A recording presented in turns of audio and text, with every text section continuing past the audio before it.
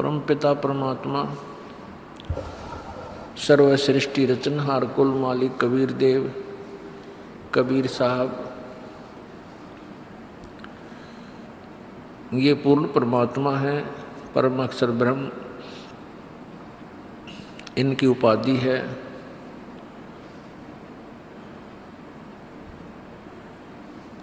ये परमात्मा स्वयं ही आकर के यथार्थ ज्ञान का प्रचार प्रत्येक युग में करते हैं। जिस समय परमात्मा प्रत्येक युग में आते हैं उस समय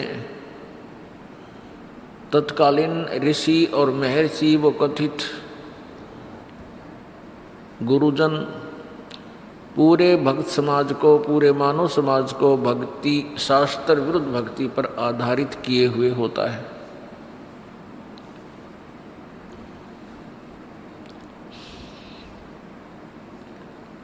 परमात्मा आकर के यथार्थ ज्ञान समझाने की चेष्टा करते हैं, परंतु काल प्रेरणा से ये प्राणी उस अज्ञान को जो काफी वर्षों से सुन रखा होता है उसी को सत्य मानकर काल के जाल में फंसे रह जाते हैं। परमात्मा आकर हमें बताते हैं, भाई राम नाम रटते रहो, राम नाम रटते रहो जब तक घट में प्राण, कब हो तो दीन दयाल के भनक पड़ेगी कान।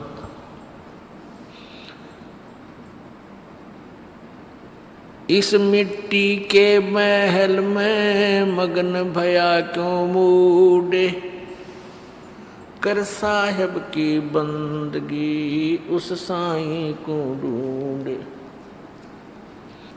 पृथ्वीपति चकवे गए जिनके चक्र चलंत, रावण सरीखे कौन गिने हैं ऐसे गए अनंत। कबीर थोड़ा जीवना ये मंडे बहुत मंडाने, सभी उभा पंथ सिर ये राव रंक सुल्तान। कबीर एक दिन ऐसा होएगा सबसे पड़े बिछो, राजा राणा छत्रपति सावधान क्यों न हो। कबीर उजड़ खेड़े ठीकरी ये गड़गड़ गए कुमारे, ये रावण सरीखे चले गए भाई लंका के सिखदार। कबीर कहाँ गर्बियो ये देही देख सुरंगे, बिछड़ ब्या मिलबो नहीं जो कचली भोजंगे।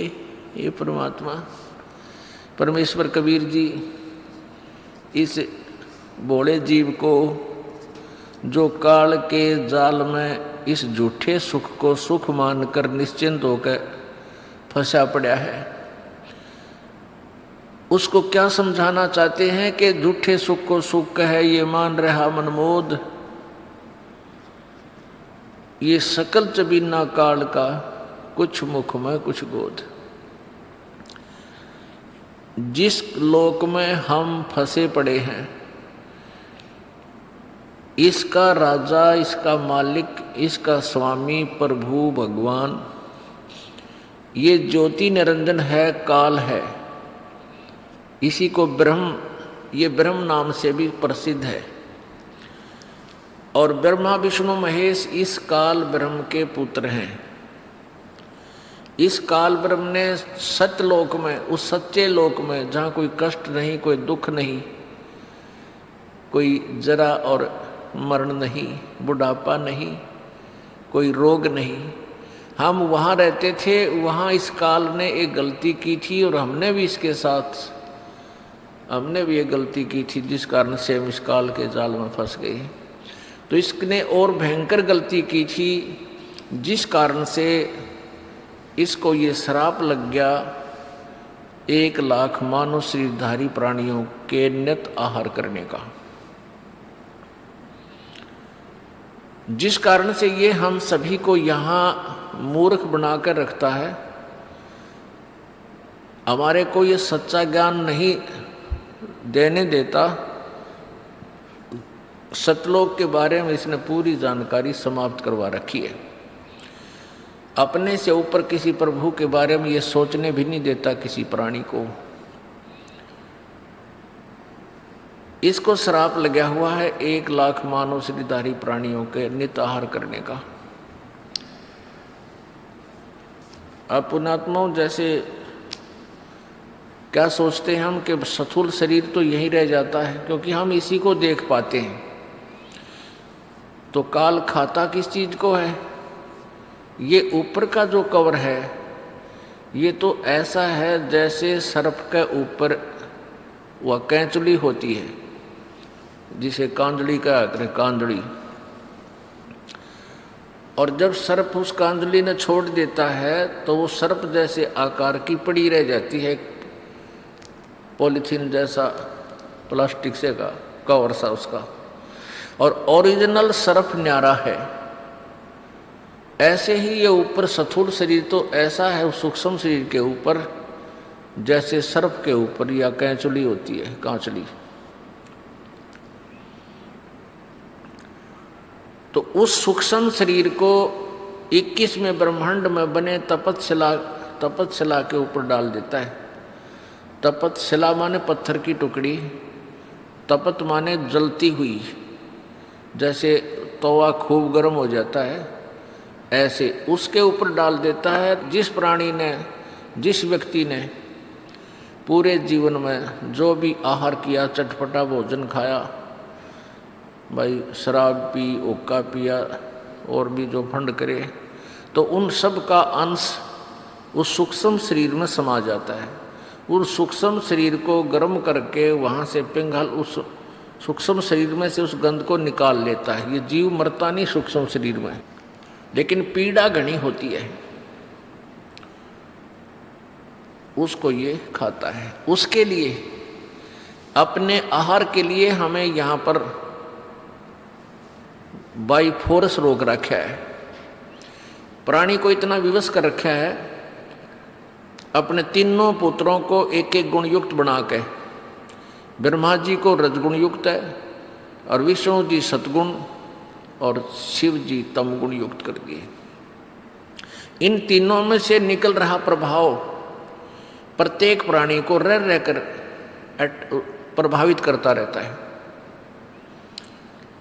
जिस कारण से ये प्राणी जैसे कोई शराब पी लेता है या कोई नशे की गोली ले खा लेता है, तो उसके बाद उस प्राणी के बस की बात नहीं, वो कैसे बै की बात करता है, कैसे लड़खड़ा के चल रहा है, वो विवश है। और ऐसे ही करेगा, चाहे 1000 ने शराब पिला दो, सब एक जैसी एक्टिंग करेंगे।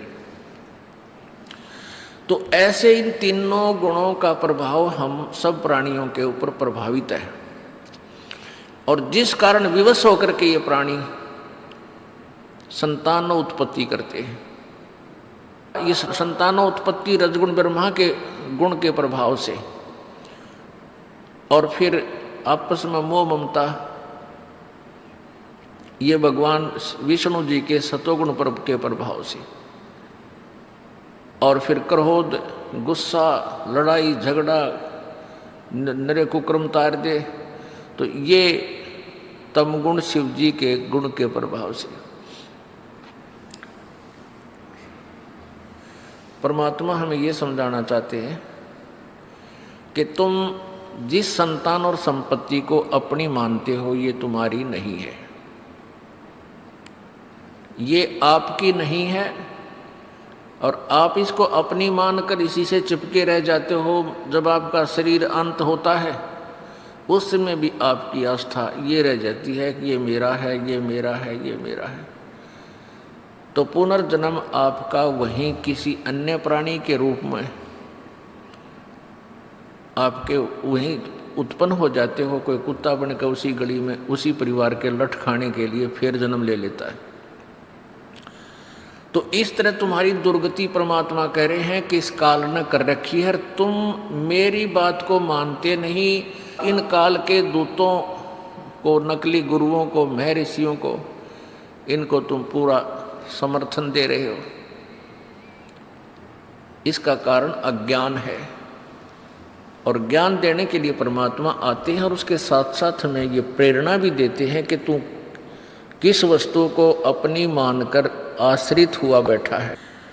परमात्मा परमेश्वर कबीर देव जी आकर के हमें चेतावनी देते हैं कि जिस वस्तु को तू अपनी मानता है वो तेरी नहीं है। क्या बताते हैं कि काया तेरी है नहीं, ये माया कहाँ से हो। चरण कमल में ध्यान रखो, इन दोनों को खोए। जब तेरा शरीर ही तेरा नहीं है, इसको भी तू त्याग के जाएगा एक दिन, तो जिस संपत्ति को तू अपनी मान बैठा नालायक, ये तेरी कैसे हो सकती है। कभी जोर दे के विचार कर। अब परमात्मा ये समझाना चाहते हैं कि जब तक तुम इस संसार में हो, आपको एक छोटे से मकान की भी आवश्यकता है,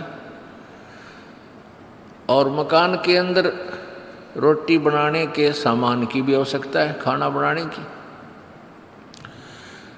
जो आपको मिनिमम आवश्यकताएं हैं, जो कम से कम काम चलाओ, वो तुम रखो, और बाकी ये बैंक भरन लग जाते हैं कि तो फैक्ट्रियां पर फैक्ट्री गार्डन लग जाते हैं, एक मकान, 2 मकान और 4 मकान, इससे हम अपना जीवन बर्बाद कर रहे हो। ये बालकों का खेल खेल रहे हो तुम। जैसे बच्चे खिलौनों से खेलते, तुम बालक हो, इससे सिद्ध है कि तुम बच्चे हो। जब तक तत्व ज्ञान प्राणी को नहीं होता, ये बालकों जैसा होता है।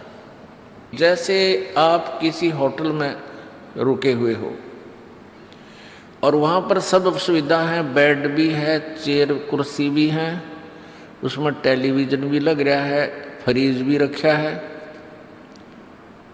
या छोटे हो वैसे सिंपल होटल में रुकते हो तो वहाँ चारपाई तो ज़रूर मिलेगी, पंखा भी लग रहा होगा। हाँ, तो इस तरह कहने का भाव ये है कि आप जी जैसे भी महल मकान में रह रहे हो, झोपड़ी में रह रहे हो, ये समझ लो कि आप एक होटल में कुछ समय के लिए रुके हुए हो। और जब होटल त्याग कर प्राणी आता है तो उन कुर्सियों में, मेज में, चाहे वहाँ टीवी, फ्रीज में, उसका लगाव नहीं बनता, क्योंकि उसको पता होता है ये मालिक के हैं, मेरे नहीं। और हम बालक जैसे हैं, हम इनको अपना मान बैठे हैं। जैसे आप जब यहाँ से मृत्यु को प्राप्त होगे तो उस समय आप किसी भी वस्तु को नहीं ले जा सकते, क्योंकि ये आपकी नहीं है। हाँ, जब तक आप इस होटल में हो इनका सदुपयोग करो, लेकिन परमात्मा की भक्ति करो जिस उद्देश्य से तुम होटल में रुके हुए हो। जैसे बाहर व्यक्ति जाता है, किसी कामवश जाता है, और वही बाहर किसी रेस्टोरेंट, होटल में, धर्मशाला में रुकता है, तो उस मूल उद्देश्य को छोड़कर उसी में लेटा रहे। उस समय सारे ठाठ जो है ना, घुटी सूटी भी लाएं, जार फिल्म देखें, जावर मूल काम न करे, नहीं तो कंगाल होगा वापस। इसी प्रकार आप जी एक होटल में रह रहे हो, जो भी आपको सुविधा प्राप्त हैं, जैसा भी आपने किराया भर रखा है होटल के मालिक को, वैसी सुविधा, वैसा ही कमरा, वैसा ही सब खान पान आपको दे रखा है। लेकिन आपका मूल उद्देश्य क्या है? चाहे कोई अच्छी सुविधा युक्त होटल में रुका हुआ है बिजनेसमैन, और बिजनेस करने गया हुआ, व्यापार करने, और एक सिंपल सी धर्मशाला में रुका हुआ है, और दोनों का उद्देश्य यही है कि हम बिजनेस करें, व्यापार करें और दुगने तिगने पैसे कमाकर अपने स्वदेश चले। तो दोनों ही यदि बिजनेस ठीक कर रहे हैं तो दोनों ही लाभ बराबर प्राप्त कर सकते हैं। कहने का भाव यह है पुण्यात्माओं, चाहे कोई बड़ी कोठी में रह रहा है और कारों में चलता है, और चाहे गरीब आदमी एक सिंपल से मकान में रह रहा है, साइकिल भी कोई ना उसके पास, लेकिन उसको ये सौदा मिल गया है, ये बिजनेस करने को मिल गया है, ये नाम मिल गया है, दोनों कमाई करके दोनों धनी होकर जाएंगे। ये होटल से कोई लेना देना नहीं है। यहाँ की जो सुविधाएं हैं, ये जैसा पिछले जन्म में तुमने पुण्य किया है, पाप किया है, उन दोनों के आधार से आपको यहाँ दुख और सुख, धन और निर्धनता प्राप्त हुई हुई है। तो अब परमात्मा परमेश्वर कबीर जी के चरणों में आने के बाद आप इस होटल में रहते हुए भी थोड़ी बहुत सुविधा चाहो तो और भी प्राप्त कर सकते हो, जिसके पास बिल्कुल ही नहीं हो। नहीं तो इसकी ज़्यादा इच्छा नहीं करनी चाहिए। उसके लिए परमात्मा बताते हैं कि सर्व सोने की लंका होती रावण से रणधीरम, एक पलक में राज विराजीव जम के पड़े जजीरम, मन तू सुख के सागर बस रे भाई और ना ऐसा यस रे। सारी सोने की लंका थी। जैसे हम ईंटों से मकान बनाते हैं, कमरे बनाते हैं, कक्ष, ऐसे सोने की ईंटों से रावण ने पूरी लंका, पूरी उसकी जो नगरी थी वह पूरी सोने की ईंटों से बना रखी थी। इतना धनी था, इतना पैसे वाला राजा था। रावण की मंडियों में हीरे, पन्ने, जवाहरात ऐसे बिका करते जैसे आज करनाल की मंडियों में धान बिक गए और इधर गेहूं बिक गए। रोहतक, सोनीपत, हिसार में भी गेहूं खूब होने लग गया। तो यहाँ जैसे गेहूं और ज्वार बाजरा जहाँ होता है, उन मंडियों में जैसे उनकी अधिकता होती है, तो ऐसे रावण की मंडियों में हीरे, पन्ने, जवाहरात ने बिका करते हैं। इतना धनी था। और क्या कहते हैं, रति कंचन पाया नहीं रावण चलती बार, 1 ग्राम सोना भी रावण लेके साथ नहीं जा सका जब अंत समय उसका आया।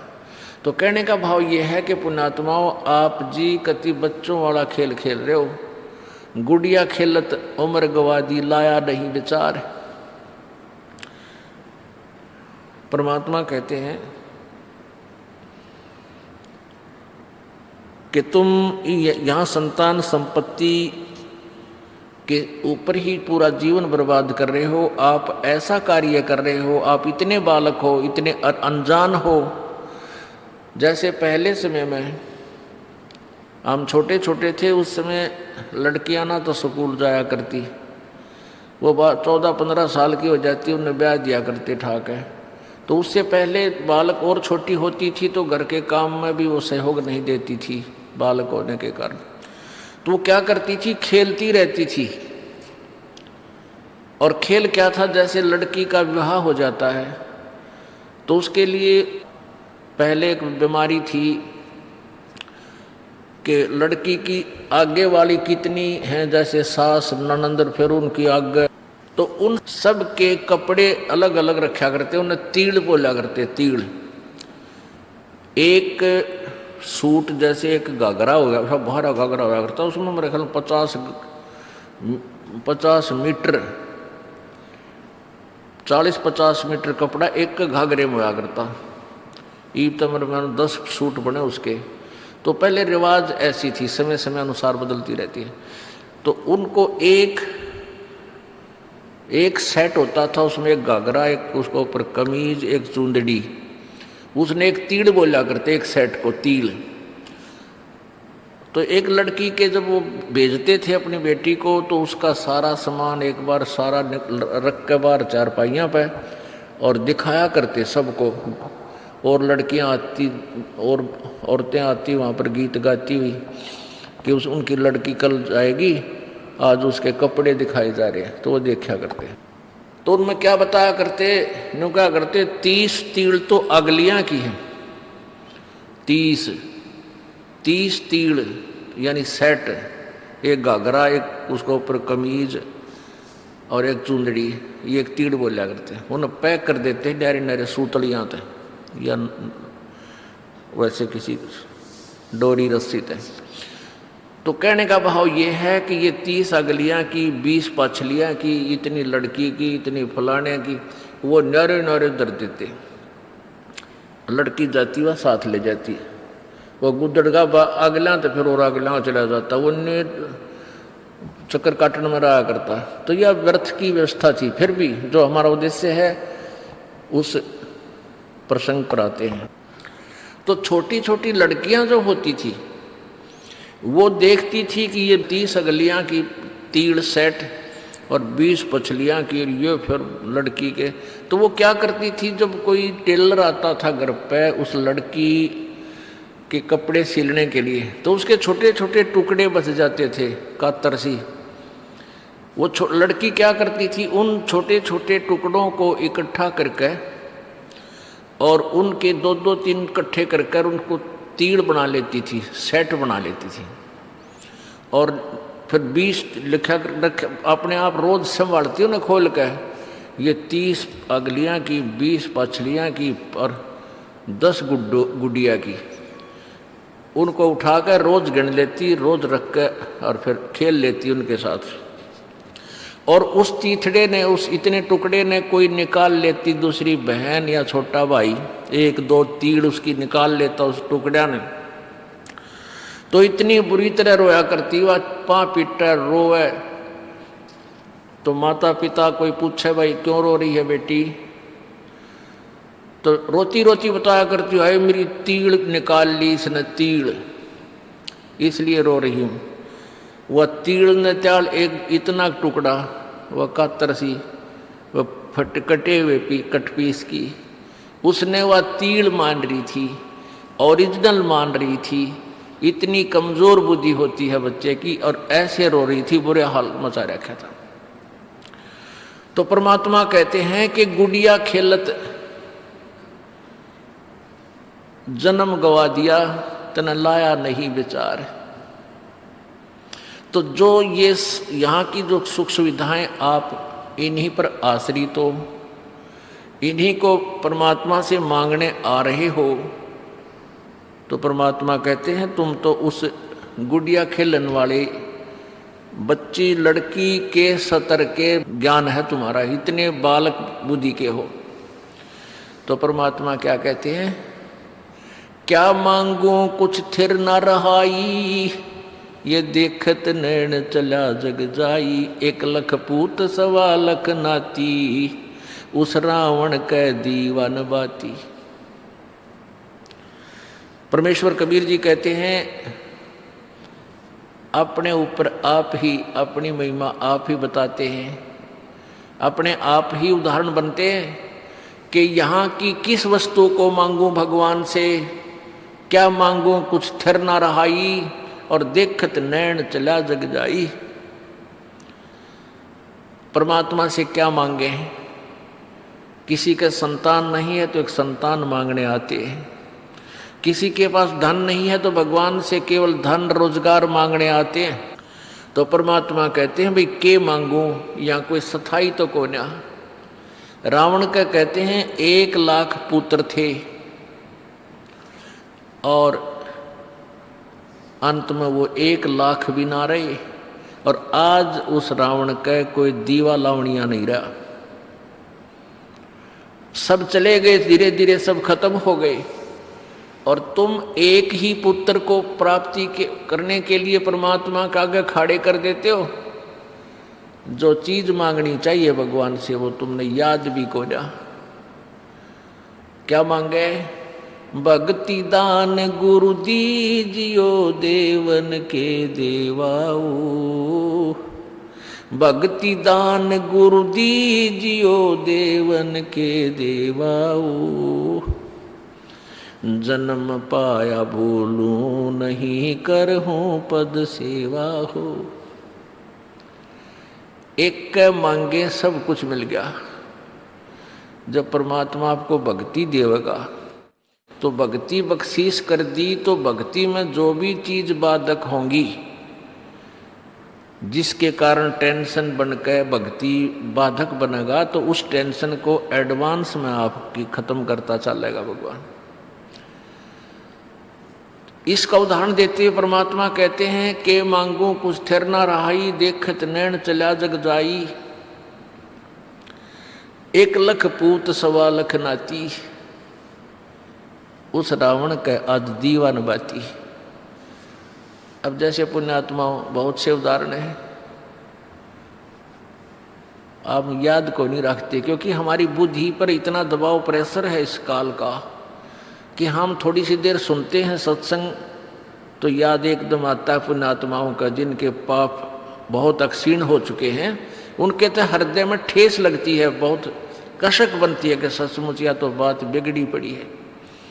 और जिनके अभी बुखार उतरा नहीं पाप कर्मों का और वो आते हैं, नाम भी ले लिया है, ट्रीटमेंट जारी है, उपचार यही है, धीरे धीरे उनको भी एक दिन ये बातें सीधी अटैक करने लग जाएंगी आत्मा के ऊपर।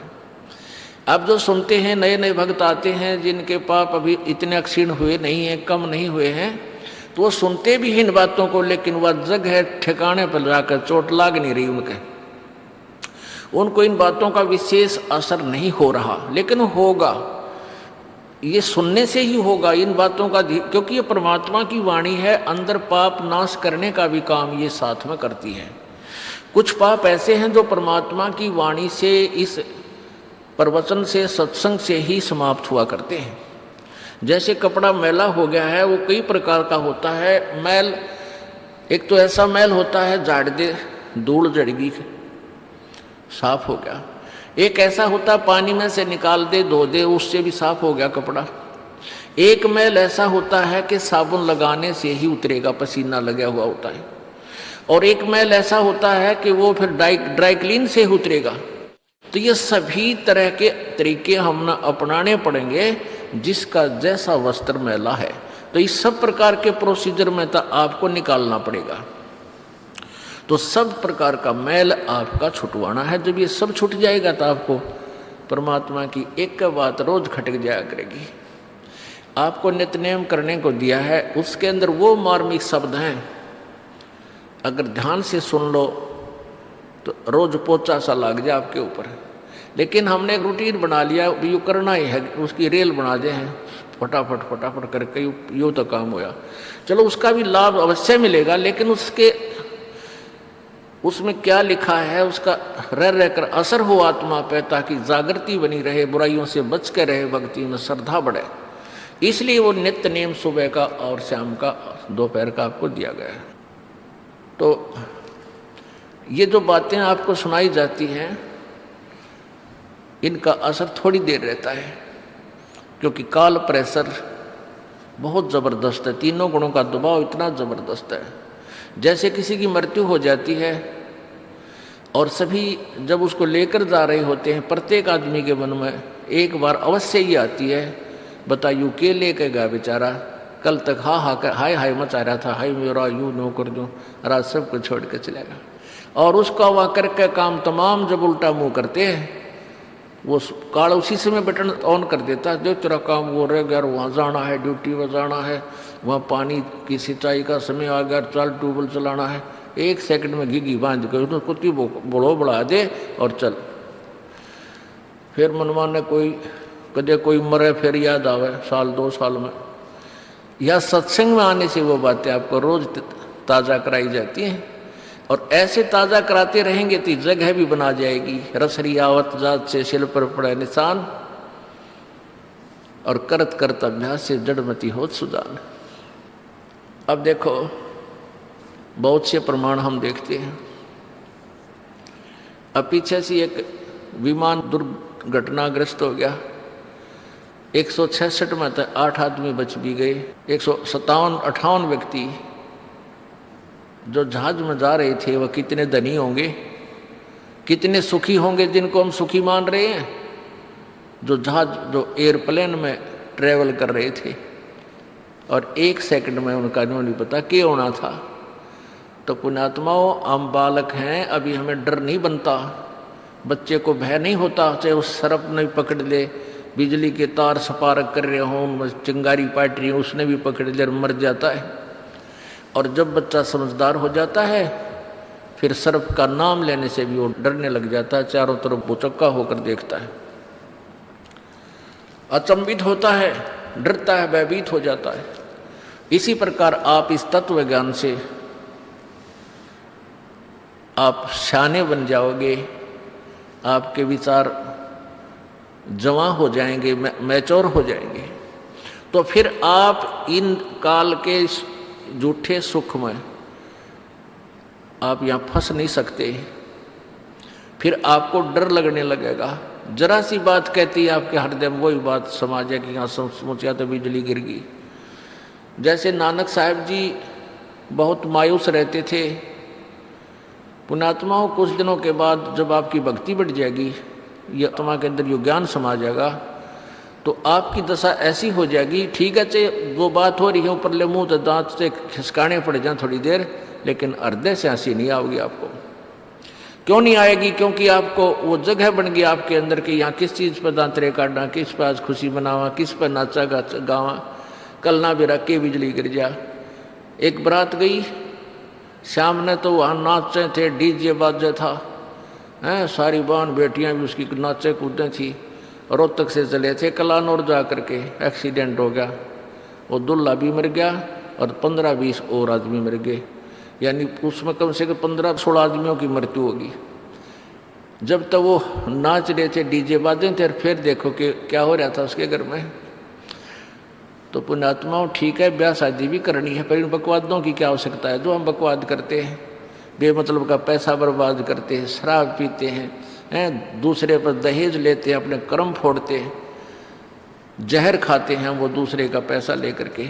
इसी करके हम ना धनवान हो पा रहे, ना सुखी हो पा रहे। इंसान वही सुखी होगा जो अपने पैरों पर खड़ा होकर भगवान के अतिरिक्त किसी से आगे हाथ नहीं फैलावे। वो इंसान है, वो संत है, वो भक्त है, और वही सुखी होगा। नहीं तो ये फिर लेन देन बना ही रहेगा। और पीछे बताया था आपको, आंध्र प्रदेश का वो मुख्यमंत्री हेलीकॉप्टर में जा रहा था, हेलीकॉप्टर पता नहीं कित मेरा पड़ा जाके, 3 दिन तो उसकी लाश नहीं मिली, जंगल में पड़ गया, कितने ढूंढा भी ना पाया।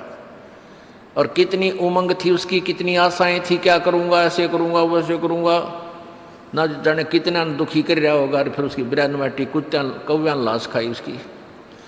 पुण्यात्माओं भगवान से डर कर रहना पड़ेगा। जो भगवान से नहीं डरते वो बालक है, नादान है, उनको बहुत भयंकर पीड़ाओं का सामना करना पड़ेगा। मंगोलिया देश का एक पूरा कैबिनेट, उसमें 97-98 व्यक्ति एक के जहाज में जाओ थे किसी और का दुख व्यक्त करने के लिए,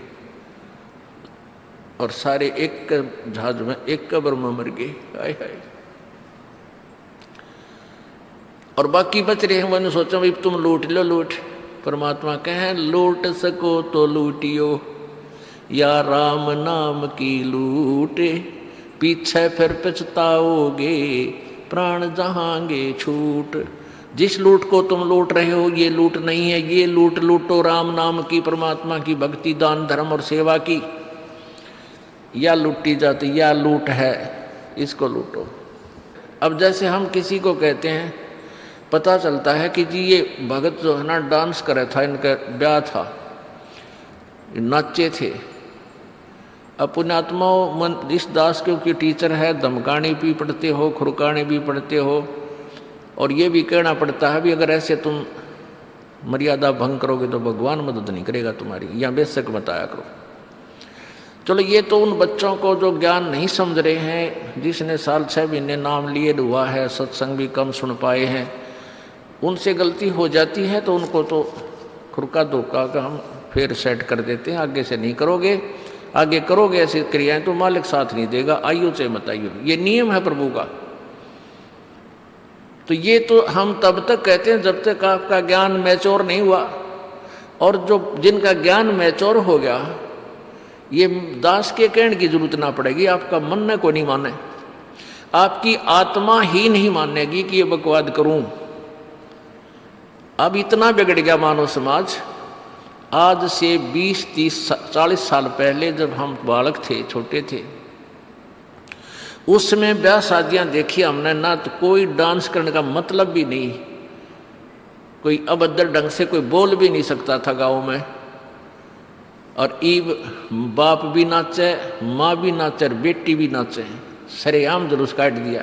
अन्यों कहीं मॉडर्न हो गई, टट्टू हो गया थारा, सारा नाश कर दिया अपनी इज्जत का। सरेआम नाचे बेटियां भी, वो तो वैसे ही नाचा करती कहीं बंद कमरों में, और आज सरेआम लड़कियां नाच रही हैं, फिर उसको बड़ी खुशी मना रही है, क्योंकि इतना सतर गिर गया, ज्ञानहीन हो गए हम। तो हमने इस ये बकवाद, इस ज्ञान तक छूटेंगी। आपका मन ही नहीं माने किसी प्रकार का भी कोई जश्न मनाने की, जश्न मनाने को दिल नहीं करेगा। कैसे? जैसे ये घटनाएं आपको याद आती हैं। एक भक्त कह रहा था, जी हमने आज 11 वर्ष हो गए त्योहार नहीं मना लिया। 11 वर्ष हो गए हमने त्योहार नहीं मना लिया। और जिसके जो ये झूठे सुख को सुख मान रहे हैं और कोई चोट ना लगी है, वो देखे दिवाली न होली न और बेगन तार दे हैं, पटाखे नारे फूक के हाथ जड़वा लें किसी और के, हैं किसी के छोर ने फूक दें कि तो कपड़ा माग लग जाए, कोई तो जुल्म हो जाते हैं। और जिसके घर में यह घटना घट जाए 2 दिन पहले, वो बजा के दिखाओ फिर वो पटाखे। तो परमात्मा कहते हैं ये तो भाई 2 दिन आगे पाछे पटाखे सबके बंद होंगे, तो पहले क्यों ना हम सेट हो जावा, क्यों इसे बूढ़े गंदे लोक में, और क्या पे खुशी मनावे। तो ये ज्ञान से बनेगा, और ज्ञान होगा भाई सत्संग वाणी से। तो कह रहा था जी, जैसे कभी तो हमारे घर में मेरा पिता की डेथ होगी, और फिर 1 साल भर तक वो पैक हो गया, 1 साल कोई त्योहार नहीं मनावांगे। कुछ दिन के बाद बहन का बर्थडे होगी, अगले साल बहन का बर्थडे वो मर गया, उससे अगले साल कोई और रिश्तेदार कति निकट के होगी, फिर घर में फिर दोबारा चाचा का नंबर आ गया। तो कहते 11 साल हो गए हमने कोई त्योहार मनाए। तो पुण्यात्मा, ये गंदा लोक है, यहाँ पर तो हम ढीठ होकर खुशी मना रहे हैं, यहाँ खुशी की कोई जगह नहीं। जैसे एक परमात्मा कहते हैं, बेटा जाया खुशी हुई और खूब बजाए थाल, ये तो आना जाना लगा हुआ है जो कीड़ी का नाल। एक का जो है ना 10-12 वर्ष के बाद पुत्र प्राप्ति हुई, तो उस पुत्र के यानी उस लड़के के दादाजी ने आसपास के 10-12 गांवों की न्योते दे दिए, उड़ा खूब खाना खुना खिलाया, शराब स्वरूप पार्टी, यानी खुशी का ठिकाना नहीं रहा। 1 वर्ष के बाद वो पोता मर गया, अब टक्कर मार रहा है वहां पर, मना ले खुशी, क्या की मनावे। तो नानक साहब जी ऐसे संत महापुरुष थे, भगत जन वहाँ आते थे, उनके विचार सुनते थे, लेकिन वो जैसे साधु संत ऐसे रहते हैं जैसे इसका कुछ गुम हो गया, जैसे ये बीमार है, इसको कोई तकलीफ है, उसको तकलीफ नहीं होती। कबीर परमात्मा के अपने आप उदाहरण देकर कहते हैं कि कबीरा वैद बुलाइया पकड़ के देखी बाँ, और वैद न वेद न जाने ही मेरा करक कलेजे माँ। कहते हैं डॉक्टर बुलाया, डॉक्टर ने नाड़ी देखी, बाँ पकड़ के, पहले ये थे थर्मामीटर हाथ से देखा करते हैं, और वैद कहता है इसका कोई बीमारी नहीं, और रोज सूखते आवे। कहते हैं कबीरा वैद बुलाइया पकड़ के देखी बाँ, और वैद न वेद न जाने ही मेरा करक कलेजे माँ। उस परमात्मा की और यहाँ के दुखों का जो दुख है, यहाँ के दुखों को देख देख कर कुत्ते ने देखे खाज कि तो कीड़े पड़ रहे उसके, हैं किसी खाज लग रही है। ये भी पहले आप जैसे अड़े चौड़े हो कांडे थे और बढ़िया बढ़िया सूट गाड़ के चल रहे थे, भक्ति करी को नाच बिरान माटी करवा ली। तो ये बातें उनको तुरंत याद आने लग जाएंगी जिनकी आंखों का मोतिया बिंदु का ऑपरेशन हो गया, अर्थात जिनको तत्व ज्ञान हो गया। अब तो हम देखते हैं कुत्ते हैं, गधे हैं, सुअर हैं, बैल है, जोड़ रखा गाड़ी में भर रखा सामान, चलता नहीं था, दे लट्ठा गद्दा गधोरी उस पर। तो हमने सोचा ये तो ऐसे बनते रहेंगे और हम ऐसे ही मनुष्य बने रहेंगे। काल ने ऐसी बुद्धि भ्रष्ट कर रखी हमारी, क्योंकि ज्ञान है नहीं। ज्ञान हो तो हम ये नहीं सोच सकते, क्योंकि यहाँ तो प्रत्येक प्राणी का अपना किया कर्म इसको मिलेगा। आज मनुष्य है, भक्ति ठीक की नहीं तो अगली योनियों अन्य प्राणियों की योनियों में जाएगा ही जाएगा। तो फिर ये बातें, यहाँ का यो कष्ट, किसी की किसी का हाथ कट रहा, किसी की टांग कट गई, कोई अंधा हो रहा, किसी का बेटा मर गया, किसी की बेटी मर गई, एक परिवार में 2-2 3-3 इकट्ठे मृत्यु हो रही है। अब उस परिवार के स्थान पर आप अपने को सोचकर देखो जो जश्न मनाने की तैयारी में है, तो फिर ये बकवादें अब पलट जाएंगी। 90% जो हम वेस्ट करते हैं अपना समय इस पेट के लिए और इस संसारिक इन बकवादों को जोड़ने के लिए, ये 90% अपने आप शांत हो जाएगी। ना दहेज लेंगे ना देंगे। किसी के 2 कन्या हो जाती है, उसको नींद आनी बंद हो जाती है। ऐसा हमने अपने आप एक मकड़ी वाला जाल फैला के आप फंस बैठे उसमें दहेज के चक्कर में, क्योंकि हमें ज्ञान नहीं। हम किसी से आज पैसा लेते हैं, अगले जन्म में वो पैसा वापस देना पड़ेगा।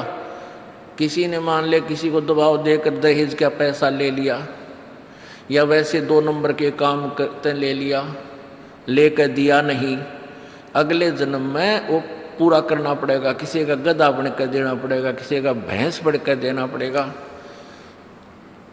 और या फिर अगले जन्म में वो दामाद बनकर ले जाएगा जिसको आज तुम दामाद बनकर ले रहे हो। तो इस पंगे में अनजान व्यक्ति दिया करे। परमात्मा ने जो आपको देना है वही देना है, आपके प्रारब्ध में लिख रखा है। उसमें आप अगर फेरबदल करने की चेष्टा करोगे, दूना दुख उठाओगे। फेरबदल भी परमात्मा ही कर सकता है। शास्त्र विद अनुसार साधना करने से आपके भाग्य में ना होगा वो पुण्य, और परमात्मा करवा कर या अपने कोटे से देकर आपको यहाँ होटल वाली सुविधाएं अवश्य देगा, पर अधिक नहीं मांगनी चाहिए। तो ऐसे नानक साहब जी से किसी ने प्रश्न किया, क्योंकि नए नए भक्त बहुत जाते रहते हैं। कहते हैं, हे गुरुदेव, हे परमात्मा, आप हमें कभी खुश नज़र नहीं आते, आप खोए खोए से रहते हो। तो नानक साहब जी कहते हैं, भाई क्या बताऊं। कहते हैं, ना जाने काल की कर डारे, और किस विध ढल जा पासावे, और जिनाते सरते मौत खुड़क दी उनानू केड़ा हासावे। कि 1 सेकंड का पता नहीं यहाँ के बिजली गिर जा और कहाँ गिर जा। जैसे सन 2000 की बात है, पूरा भारतवर्ष गणतंत्र दिवस 26 जनवरी मना रहा था। उधर से गुजरात के अंदर एक जबरदस्त भूकंप आ गया। लाखों व्यक्ति अपने ही मकानों के नीचे, जो 3-3 4-4 मंजिल के सारा जीवन पीढ़ी 2 पीढ़ी लाख का बनाकर उसमें जश्न मना रहे थे, उन्हीं के नीचे दबके और लाखों व्यक्ति मर गए। सुबह सुबह का समय, छुट्टी का दिन, और सारे घर में सेठ थे। काल ने किसा दाव लगाया। तो यहाँ परमात्मा कहते, तुम तो बालक हो, बालक कति डरते नहीं जरा से भी। डर जब हो जब आपको ज्ञान हो, और ज्ञान हो सत्संग से। सत्संग मान का समय नहीं कि तो और बकवाद हो रही हो, देख लो दुनिया इकट्ठी हो जा। और यहाँ कितने भक्त आ पाते हैं, जो आ पाते हो बहुत महान और पुण्य आत्मा है। उनके पिछले संस्कार इतने ज़बरदस्त हैं कि उनको प्रेरित करके लाते हैं, परमात्मा की रजा होती है उनके ऊपर। तो क्या बताते हैं, न जाने काल की कर डारे, और किस विध ढल जा पासावे, और जिनाते सरते मौत खुड़क दी उनानू केड़ा हासावे। अब फिर पूछते हैं, क्या प्रभु आप सदा ऐसे ही रहते हो? प्रश्न किया किसी ने नानक जी से। नानक साहब ने कहा कि भाई, मुझे भी खुशी होती है, लेकिन वो खुशी हम ऐसे प्रकट नहीं करते जैसे अनजान लोग करते हैं, नाचे कूदो या हा हा हा दांदरे काटे। नहीं, अंदर ही होता रहता हमारे जो कुछ होता है। कहते हैं, साध मिले साड़ी शादी होंदी, साध मिले साड़ा शादी होंदी, और विछड़ जा दिलगीरी वे, अखदे नानक सुनो जहाना मुश्किल हाल फकीरी वे। कि तुम भक्तजन जब आते हो मेरे पास सत्संग सुनने के लिए, और जो उपदेश ले चुके हैं, और फिर वो सारे के सारे रह रह कर मेरे पास आ रहे हैं, तो मुझे बहुत खुशी होती है। उस दिन हमारे विवाह होता है, शादी होती है, समागम होता है, चहल पहल होती है। और जब तुम चले जाते हो, विछड़ जाए दिलगीरी वे, तुम चले जाते हो जब मुझे दुख होता है। क्यों होता है कि तुम काल के उसमें पहुंच चले जाते हो, क्योंकि भक्त कम होते हैं और काल प्रेरित व्यक्ति ज़्यादा होते हैं। मुझे ये डर लगा रहता है कि कहीं ये भोली आत्मा उन काल के दूतों का ना फंस जा और उनकी बातें वहाँ के भक्ति ना छोड़ दे, इनकी दुर्गति ना हो जा। जब तुम ठीक ठाक वापस आ जाते हो सभी, तो मेरी आत्मा खुश होती है। उस दिन मेरी खुशी का कोई ठिकाना नहीं होता, लेकिन वो होती है अंदर ही अंदर, लोग दिखावा नहीं होता। साध मिले सड़ साधी होंदी और विछड़ जा दिलगिरी वे, अख दे नानक सुनो जिहाना मुश्किल हाल फकीरी वे। भाई कहते हैं भक्ति करना बहुत मुश्किल है। मुश्किल इन काल के दूता ने बना दी, जनता ज्ञानहीन कर दी। जो भक्ति नहीं करते वो तो सीधे काल के जाल में हैं ही। जो भक्ति करने की चेष्टा करते हैं तो किसी का तो पति लाठी ठाए पाओगा, तो उसके पति ने कोई और इंजेक्शन ला जाएगा। यो कि होया भाई, हम भी तो नाम ले रहे हैं, हम वहाँ जाते हैं, हम तो 6 महीने साल में कभी कभी जाते हैं, और आप कहते हैं 10वें दिन भाग लेते हैं। तो भगत ने नाम ना ले रखा तो वो परेशानी पैदा करेगा ही करेगा। किसी की पत्नी ने नाम नहीं ले रखा, भगत ने ले रखा है, तो वह सींग पिनाए पावेगी। किसी के कहने सुनते जानते क्या सुनी घर में होगी।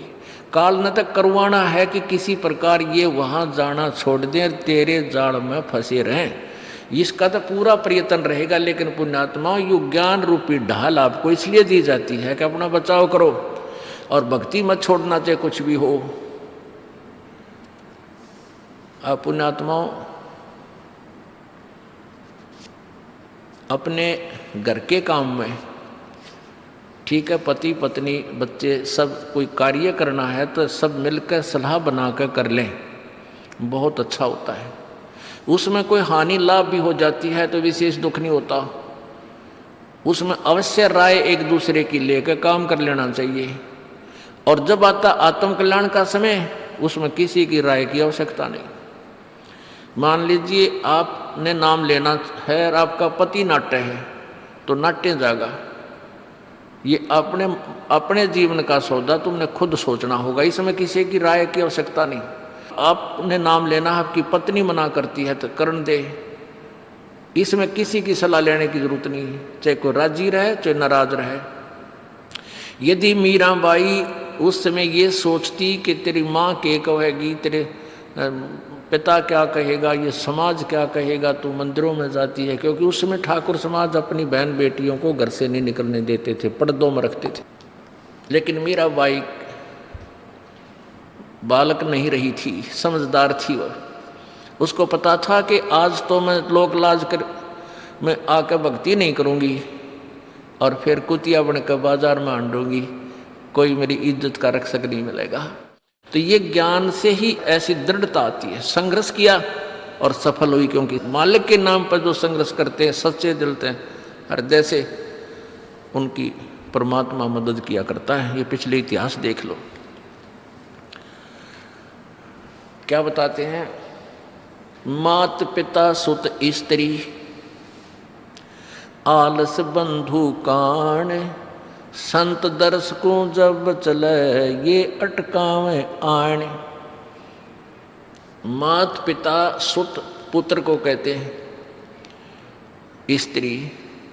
जैसे कोई बालक हैं 15, 16, 10 वर्ष के, वो माता पिता के अधीन होते हैं, और बच्चे का समझ में आ गई और माता पिता मना करते हैं तो उनके अधीन है वो।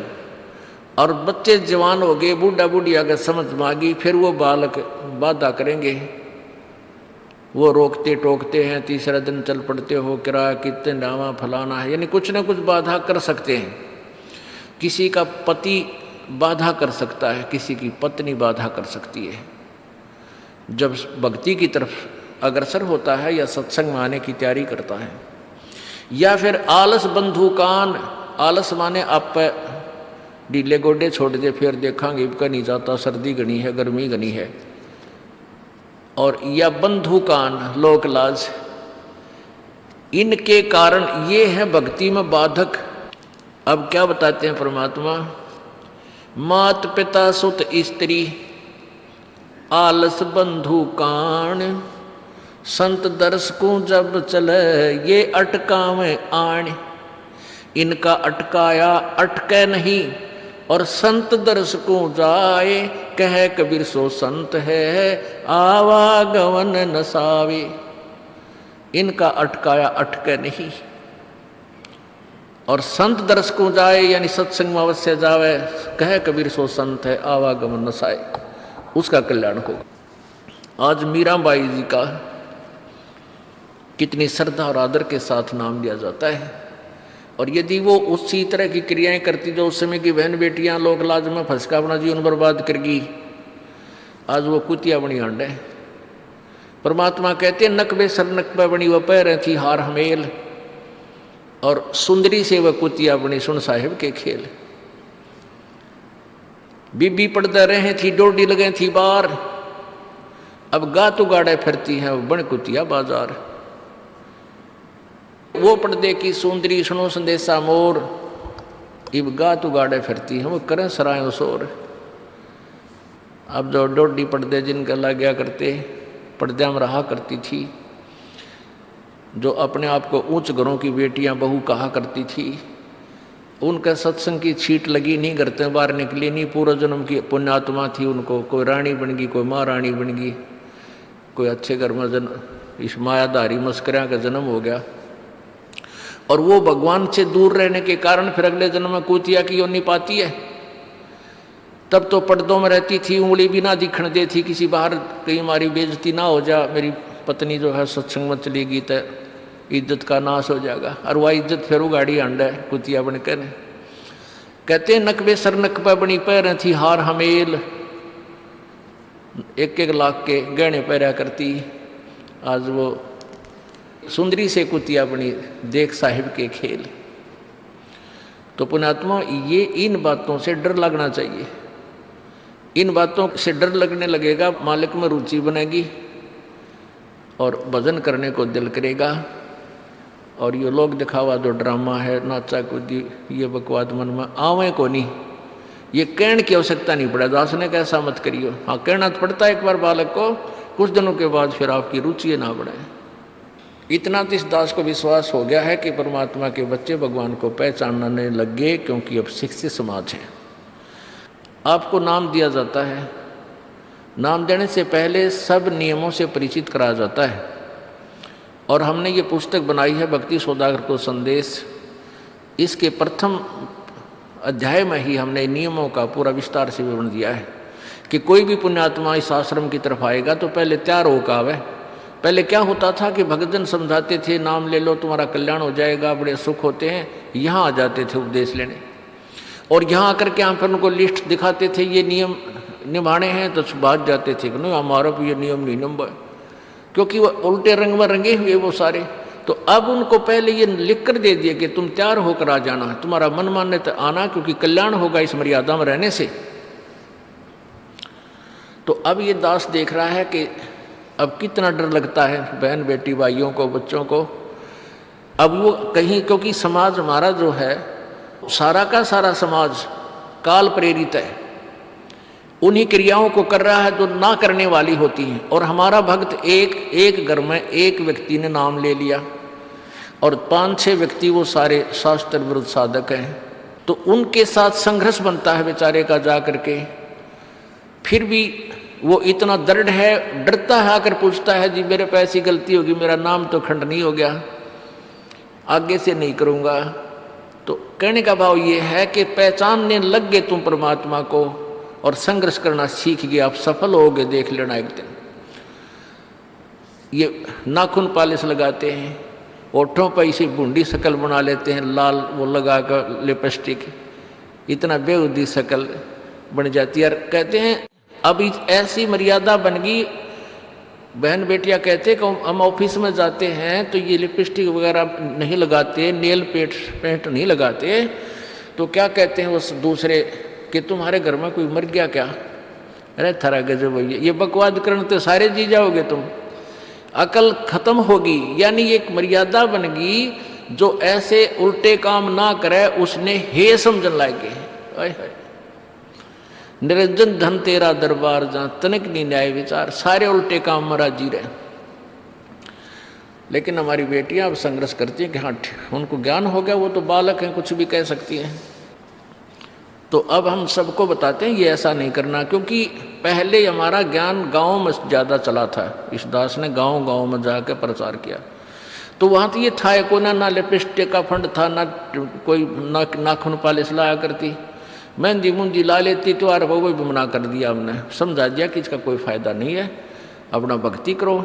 तो वो तो सब एक साधारण सी बात ही छोड़ छाड़ दी। ये शहरों में फैल गया परमात्मा का जो ज्ञान है। अब शहरों से जो बेटियां आती हैं वो सारे तो नाखुना निशी बुरे हाल तो सनाए पाओगी।